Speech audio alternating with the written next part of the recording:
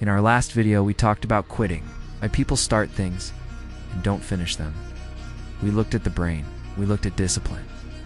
We talked about building resilience. But for many of you, a different problem showed up. Not quitting. Choice. You're not stuck because you give up to isolate. You're stuck because you care about too many things. You look at your life and see 10 different paths. Every single one feels like you. You're not afraid of work. You're afraid of choosing wrong. And that fear freezes you. There's a sentence that perfectly describes this feeling. I could do anything if I only knew what it was. Society has a word for people like you. They call you a dilettante. A jack of all trades, master of none. And that label hurts because it makes you feel broken, unfocused, undisciplined. Like your curiosity, your greatest strength is secretly your biggest flaw. Today, we're going to dismantle that belief. To understand what's happening, we need to talk about the world you were trained for and the world you actually live in. For most of the last century, success followed a simple rule. Pick one thing. Go deep. Stay there forever. The world was stable, predictable, slow to change. Psychologists call this a kind learning environment. Effort was rewarded. Repetition worked. Specialization paid off. This created the I-shaped person. One deep pillar, one clear identity. Doctor, engineer, accountant, and for a long time, that worked. But look around. Is that still the world we live in? Rules change overnight. Industries disappear. Skills expire. This is no longer a kind environment. It's a wicked one. In a wicked world, the rules keep changing. Feedback comes latent. The right answer is unclear. A firefighter faces a new problem every call. A startup founder rewrites the rules every year. In this world, hyper-specialists don't always win. They sometimes get blindsided. Here's the key point. The specialist path is not wrong. It's just not the only path. But society treats it like the only one. And when that standard is used to judge everyone, people like you feel like failures. When in reality, your brain is just built for a different game. So stop thinking in job titles. Start thinking in shapes. You already know the I shape, but the opposite is the dash shape. A little of everything, no real depth. This is the trap many curious people fall into. It feels productive, but it creates anxiety, because deep down you know you're standing on weak ground.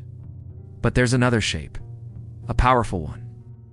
The M-shaped person, also called a polymath. Here's how it works.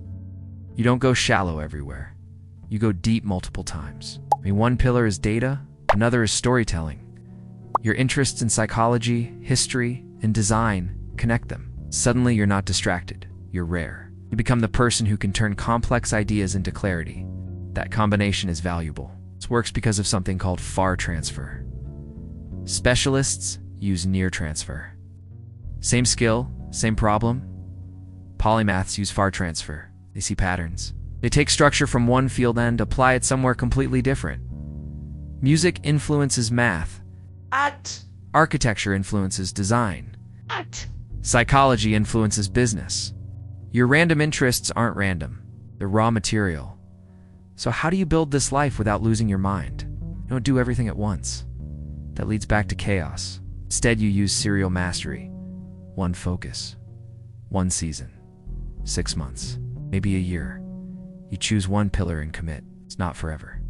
Just for now. That's the secret. Most people freeze because they think they're choosing their entire future. You're not. You're choosing the next chapter.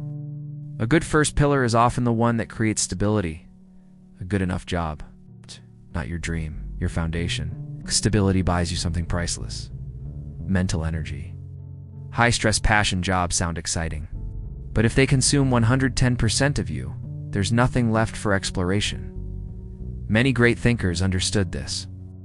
Einstein worked a boring job. It gave his mind room to roam.